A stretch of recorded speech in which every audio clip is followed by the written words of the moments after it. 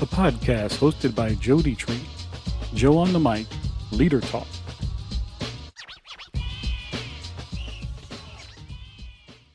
All right, guys, we are here on our next episode, and you would not imagine who I got with me today. I have Blackbeard. Yes, the Blackbeard. Let me just introduce him real quick. I got Chris Ashman, aka Blackbeard. He's a U.S. Army veteran of 8 years, a Christian that loves America and his Judeo-Christian values, and he bleeds red, white, and blue, and Army green, matter of fact. He served in the Signal Corps as a radio operator. We call RTOs. Those guys are humping that radio all the time. He's born and raised in New Jersey, married his best friend from high school, Nicole. And today, is their anniversary. Yeah, we're on October 9th. Congrats. You can talk more about that later. And let's see, they have 4 kids, 1 daughter, 3 boys. He is very busy. He and his family currently live in Virginia, and he brags that he's 6'4", 265 pounds, which is the same height as Captain Blackbeard. Hey, what can I say? He's a big man, strong man. He's a licensed contractor and owner of a construction business called Soldier Home Services. He's also currently building his e-commerce business as well, which is called, you guessed it, Blackbeard Patriot Supply. And here's the site. If you guys want to visit it, he's going to talk more about that. It's blackbeardpatriotsupply.com, blackbeardpatriotsupply.com. His goal of his entrepreneurial spirit is to be able to provide a stable home for his family. Amen to that. And to fund his veteran ministries that he's currently developing. Chris, thank you for coming on. I appreciate you, brother. I've seen you on Instagram. I've seen you on Facebook. You got some great stuff, man. If you can, introduce yourself and tell us what inspired you to do Blackbeard Patriot Supply. Yes. So I'm Chris. Tell that I got a black beard. It's my wife. She's not the biggest fan of them, but at the end of the day, it is what it is, right? Yep. So my name's Chris, and I'm an Army vet. I'm very much involved in the veteran community.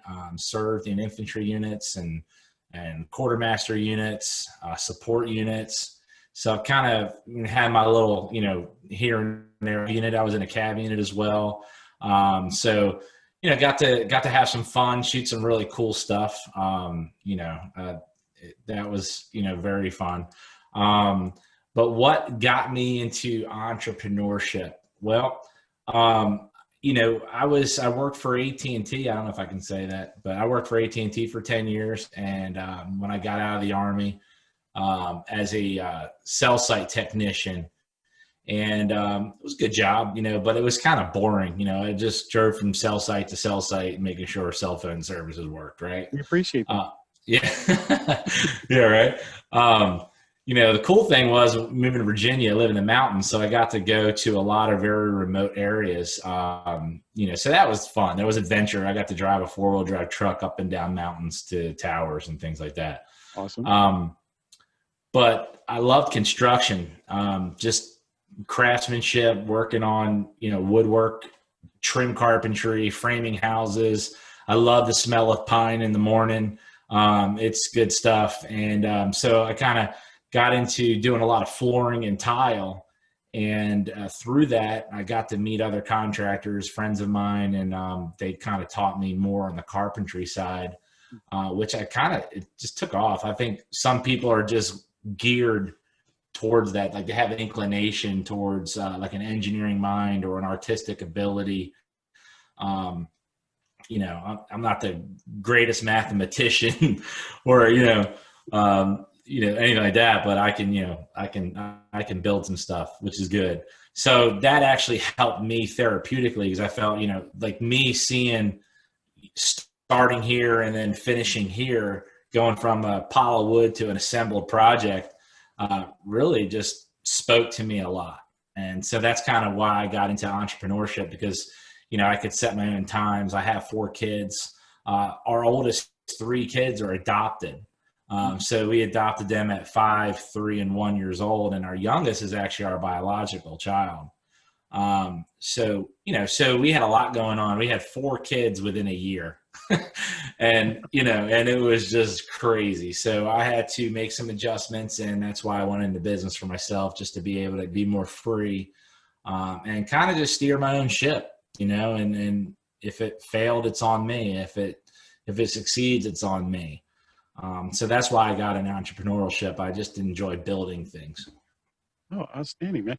And you know what? I get it with the building and that fulfillment that comes from that. And I want our entrepreneurs out there, even our future aspiring entrepreneurs, to really hear what he's saying. Okay, because a lot of times, and we've seen that before. You and I have seen that before. People come out of the military service, and they feel like that's all they know.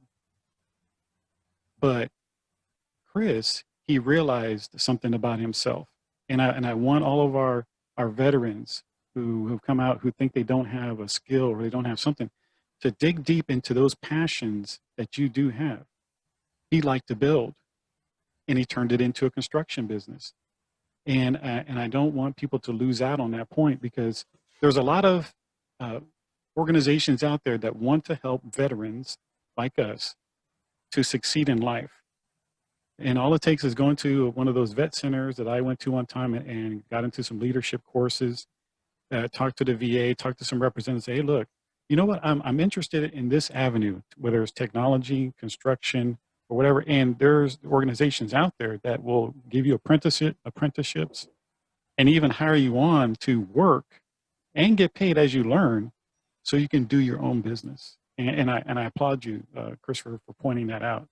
I said Chris, sorry. That's fine. But, my mom calls me Christopher, so that's good. I'm sorry. But Blackbeard Supply, you told me a story about that, and it really tugged at my heart. But could you share with the audience how you came up with Blackbeard Patriot Supply? Yeah. So when I got out of AT&T, I got a job as a construction manager for a telecom company, and I always wanted to move up the ladder, and looked at different job opportunities and this, that, and the other. And the big thing was college education, and like I blew the requirements of experience out of the park. I'll go on the record and say there was probably nobody more experienced in that line of work than myself, being I was in the maintenance side and also in the construction side, to move into a project manager role or just keep on moving up. But it's like I couldn't get past the lid or the ceiling that was put over me by a college education. I had the GI Bill when I got out of the Army. I'm currently a college student since 2002, and I'm a sophomore. So 18 years, whatever. So the GI Bill expired. I had 4 kids. I was the breadwinner. College just wasn't what I could do. I lived out in the country, and we had terrible internet, so online wasn't even an option. But I had a good paying job, right? And most people would say, how do you get paid that much money? You don't have a college degree. How do you get paid that much money? You don't have a college degree. And I'm sitting there thinking, like, it bothered me, because it's like my military service, my career was completely discounted as nothing. And that always bothered me. I was like, listen, I've been through school. I've been through training. I've been through this. I've had the experience. I got to break stuff that you paid for. And the Army let me keep breaking it till I got it right. Colleges don't do that. They're not going to put up with a soldier breaking stuff over and over again. And then my wife, she's a teacher, so she used to say the same thing. Look, you get paid this amount of money, and I went to school for all these years, and you get paid more than me. And it just kind of bothered me. So I came up with an idea. I said, you know what? I said, we did go to school, and, I'm not infantry, but a lot of my buddies are infantry, right? So I came up with the idea, University of Benning. Okay. Fort Benning is where the infantry goes to school. That's where the Army infantry goes to school. That's where, when they finish basic training, we all go through basic training, And our MOS, which is our military occupational specialty, determines where we go to school for AIT, which is advanced individual training. I went to Fort Gordon, Georgia for signal school, which was my AIT. And where did you go to AIT? Oh, I went to Fort Jackson. Fort Jackson. Yeah, they called it Relaxing Jackson. Relaxing Yeah, Jackson. It was not relaxing at all. Right. So, so I came up with the idea of University of Benning. And the reason why I thought Benning, because Benning just has the coolest, I think, crest for their branch. So this is actually what I came up with. I'm going to stand up a little bit. University of Benning. Okay. Ooh. So it's a line I came up with in 2016. It's the cross rifles, the follow me shield. If you ever go down to Fort Benning and you go into Benning, you're going to see that at the main gate right on the wall. It's the cross rifles and the follow me shield. So I came up with University of Benning, and so the infantry guys, when they get the same thing, well, you never went to college, blah blah blah blah blah. You know what? I went to the University of Benning, which is way better than any college you ever went to, right? So it kind of gives them the pride to say, you know what? I accomplished this. Just like you accomplished Virginia Tech or you accomplished Notre Dame, whatever other school, right? So I came up with that, and that was in 2016. And I sat on that for 4 years. My cousin is a graphic designer, and he helped me do it because, like, I need people to help bring it out of here and bring it onto the computer because I'm not a graphic designer, right? So he actually did the whole line for me. I got every branch the Army has in their base that they want to AIT at, and their actual branch crest, and it all says University of, and like mine says University of Gordon with the signal flags. Then it says U.S. Army embracing the sucks in 1775 because June 14th, 1775 was one of the greatest days this country ever saw, and that was when the Continental Army was assembled and organized to fight the Revolutionary War. So that's how old the United States Army is it's pretty old. And so that's why 1775 is on there, because I want to just celebrate the Army and everything that these guys accomplished. And then I'll move into the Marine Corps and the Navy and maybe the Air Force. Might as well. Get the scoods in there, the jarheads. Right. And that's where the t-shirt line comes from. It's for patriotic Americans and veterans that love this country. And, so there are some pretty cool, like I got one with Benjamin Franklin on it, carrying a rifle, just dropped one today. This says blood makes the green grass grow. That was a thing that we said in the military. So, there's some slogans that civvies can wear or civilians can wear. And then there's stuff that, when military gets on there, they're like, I get that. Only some people will get it, but that's why I developed the line, because I just want to be able to help with the camaraderie between brothers and sisters who have served. Oh, definitely, man. So, hey, and guys, and what's your website again? It's www.blackbeardpatriotsupply.com. And congratulations on your anniversary. Thank you. 21 years. 21 years. Yeah. And you know what? Hey, that's a milestone, okay? And because that takes learning each other, growing with one another. Because we are been 22, going on 23 years, my wife and I. Nice. And she endured my craziness going through the military, or anywhere I went, she had to go to. And when we deployed, she was at home by herself dealing with everything. And you have family that you can communicate with, but she had to endure this stuff too. So she kind of earned my retirement as well, and our families earn the stripes too, or whatever as you go along, because they have to endure the stuff. So my hat's off to you, brother, and I really truly appreciate your entrepreneurial spirit and what you're doing and your heart and and you also explained to me about you want to do a ministry for veterans. Can you let our audience know what your plans are for that? Yeah, so I'm very involved in the local veteran community. I was a farm manager for a veterans farm. That was a very short stint. I was the veterans outreach coordinator for our local team, RWB. But my heart is with veterans because, I feel like we all have our struggles some way, shape, or form. And it's something, to me, and you probably feel the same way too, but when you serve your country, you give a part of yourself to your country, right? And you don't ever get that back to the point where you just forget about your service, right? Mm-hmm. There's a bond that gets created between you and the people you served with, but also with others who've served that you didn't serve with, that there's a distance. Like you and I have a connection because of that connection. Mm-hmm. And so, so I have a bond towards and a heart towards veterans because I understand them. They understand me. Now, I don't suffer from PTSD, right? But there are other things that I deal with. Survivor's remorse could be one of them. It can be, did I not do enough, when others did this much? So, we have an epidemic in this country where veterans are killing themselves to the tune of, some estimates 22 to 25 veterans a day are committing suicide.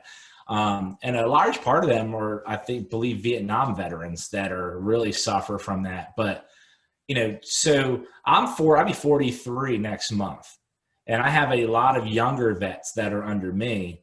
And I see them post on Facebook about friends that have committed suicide. I've had friends that committed suicide. And so it just breaks my heart. May of 2019, my best friend committed suicide. But he never served. He wasn't in the military. And so it really hit me that the fact that we're not only dealing with suicide on a veteran level, but, it's something we're dealing with in America, period. Mm-hmm. So ultimately though, my goal is to lead other vets to Christ because, I'm a firm believer that is the ultimate medicine you can give anybody when it comes to answering, what is your purpose in life and, what is your value? Because Jesus Christ is what gave me my value. I came to be a believer in Christ in 2002 when I was 24 years old. It took a retired state trooper and a retired Army vet to get some sense into this guy because I wasn't listening to anybody. I was like, who are you? You don't know me, blah, blah, blah, this, that, and the other, right? So that's what it took for me to open my eyes. So my ministries that I want to do are a couple things. So I love hunting and fishing. I love outdoors. I love camping. I like burning stuff and shooting stuff, right? So, who doesn't? So what's that? Who doesn't? Who doesn't? I'm sure there's a lot of people that don't like to shoot things, but so what the ministry is I want to take veterans, disabled vets, or vets that are just struggling with what you had mentioned earlier on reacclimating to the civilian world and finding a sense of worth. So I want to take those vets hunting and fishing on a private ranch and be able to share Christ with them, have a curriculum, but also have community and have fun and say, hey, listen, you're not in this fight alone anymore. We're here. There's 23 million strong veterans in this country. And we're all here for you. And so that's one. And then the other one is I want to do a disaster recovery ministry where, when hurricanes come in or wildfires or what have you, we go in with a team of rehabilitated veterans for Christ, and maybe some that don't know Christ but just need a mission. I think entrepreneurship for a veteran is important because you're mission oriented, right? You're mission minded. So for me, taking a building and building it helped me complete a mission, right? The mundane in, day and out, same routine over and over and over again didn't feel mission oriented to me. So accomplishing things with goals along the way is mission oriented. And I think veterans thrive at that. They just have to find their niche on what they're good at. So the disaster recovery, we take retired Army vehicles or military vehicles, be deuce and a halves, Humvees or whatever. And we take a team down there and we have a mission and we're going to go rescue people, whether we're driving through floodwaters or we're rebuilding someone's house or cutting trees off of their yard or what have you, or even just delivering food and supplies, or setting up a perimeter for some other team that needs to come in and they just need security or something like that. Just to have that mindset if we're here and we're responding. Yeah. That's the heart of service. Yeah. Heart of service, man. That is super, super awesome. And I call out to my audience because as I know my audience, there's quite a few people out there that can reach out to Chris and say, hey, we want to walk with you hand in hand to get this going. And matter of fact, some people came to mind as you were talking. And so after this, I'm going to shoot you somebody's name. Okay. And, they might be able to get you some resources and some folks that can help you get that started. I think they might be in your area too, in Virginia. But guys, as you can see right here, Chris is laying down some gold right now. And there are resources out there. If you want to reach out to Chris, you know a way to do it. If you can't get through to his website, you can always direct message me and I'll get you guys linked up together. Now, and this is to support veterans, all right? And what's your website again for the supply company? Yeah, so the website for the merchandise is blackbeardpatriotsupply.com, Mm-hmm. but you can contact me at customer service at blackbeardpatriotsupply.com or blackbeardpatriotsupply@gmail.com, which is another way of getting in touch through those two email addresses. Outstanding. Now, Chris, I got one last question for you. Sure. Which I love asking my guests because the answers kind of vary. So if you could go back in time to, let's say, your 15-year-old self, what would be like the best leadership advice you could give yourself at 15 years of age? Don't follow the pack. Mm. When I was 15 years old, there's things that I probably could have been doing that would have set me on a different trajectory in life. I think God has a plan and a purpose for everything, and he can even fix our mistakes, right? I wish, at 15, I would have played basketball in high school. I wish I would have, done things like that, but I didn't. So I made poor choices, getting involved with the wrong crowd. But the good thing is a lot of that wrong crowd has actually turned into the right crowd now. So that's actually a good thing. But don't follow the pack. You can't always do what everyone else is doing because if it's popular, it's probably wrong, right? Think outside the box because really, if you as an entrepreneur, you have to think outside the box. The market's always changing. You got to figure out, what the changes are, So I would say not follow the crowd, think outside the box, and look for those people that are doing the right thing or doing it right and connect with them, network with the right people. Hey, that is wise wisdom, guys. And I want to echo what you're saying too, because that is what is called the power of proximity. And sometimes, and it's hard for younger folks. I get it, they want to follow the crowd because it seems popular and they want to be popular. But guess what's happening? Usually there's somebody leading that pack of popularity because that's what they're doing. They're doing their own thing. And so it takes a little bit of courage to say, you know what, like you were saying, I should have followed basketball. Maybe not. I wanted to be an artist when I was younger, but I started going down a different vein and it ended up to a roadblock. And it kind of discouraged me from going back to being an artist. So what we're trying to tell you is that, look, if you have something that you believe in and that you want to pursue for your goals in life at a young age, go for it. And like Chris said, find other people that are successful in that area too. Because you don't want to go after and ask people, hey, what do you think about basketball? But that person's a hockey person. Of course, you're not going to ask that person. They might say, yeah, yeah, go ahead and do it, but then they'll leave you behind, and they're just still doing their thing. Ask people, and it's okay to ask, because guess what? Eventually, you're going to get the answer that will lead you in the right direction. So that's a great, great advice. Did you want to say something else? Yeah, and the other thing too is you got to be thick-skinned, Oh boy. right? Mm-hmm. Because number one, you don't need people in your life that are going to tell you what you want to hear, right? Okay, so if I've had people before tell me, you're kind of harsh. I'm like, nope, I'm telling my kids straight up if they're good at something or not, right? I mean, Right. because why?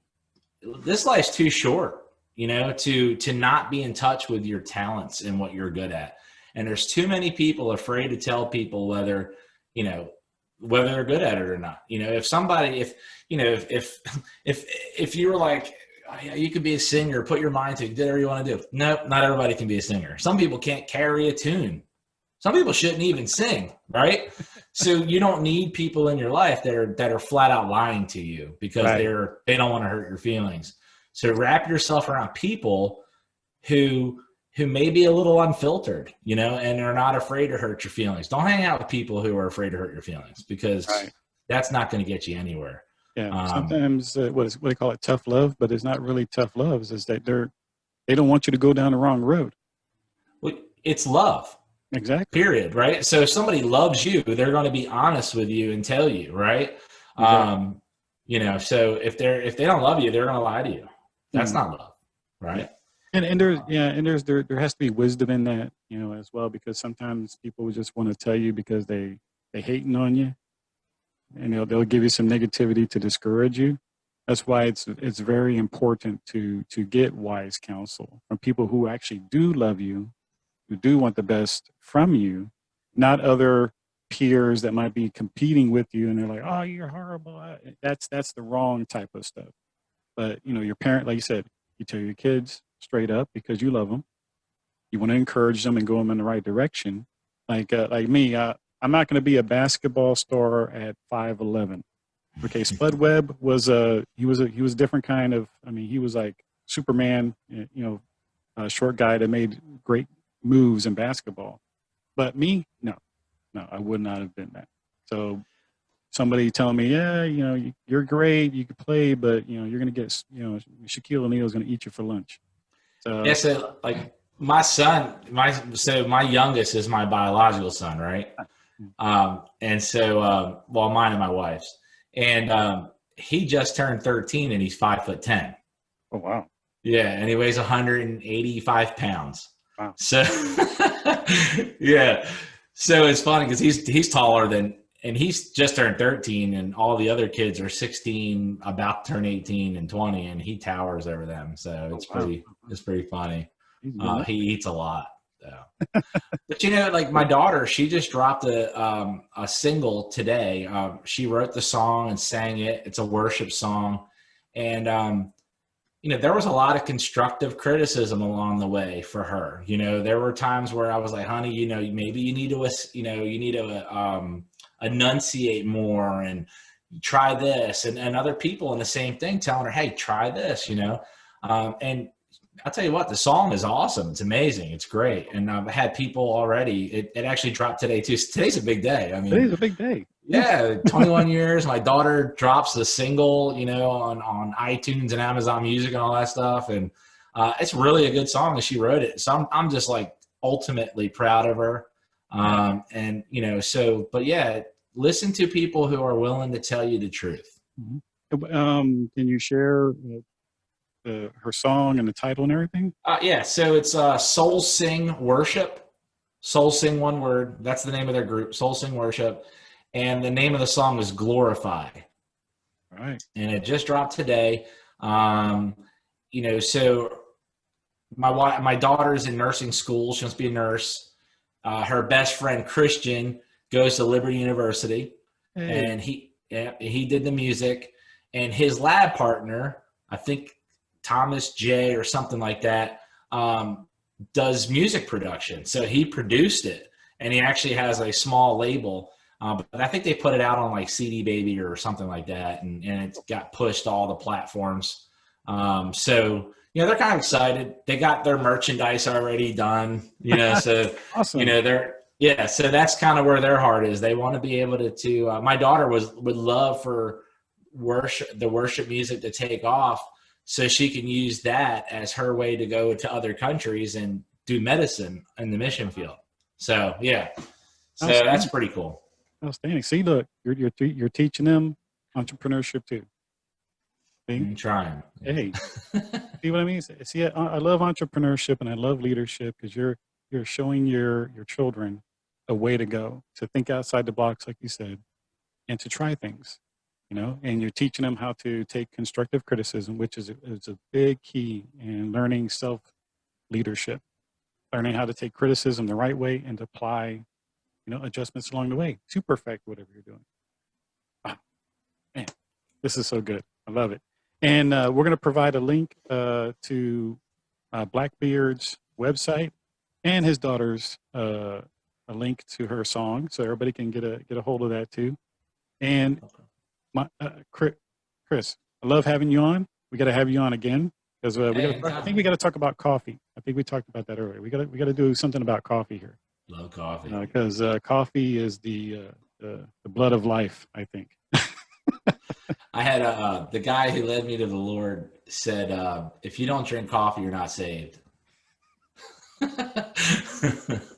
I think that's how they do the baptism too. You just sprinkle some coffee beans on people. I don't know. Baptist alcohol is what they. I heard that one before too. Oh man.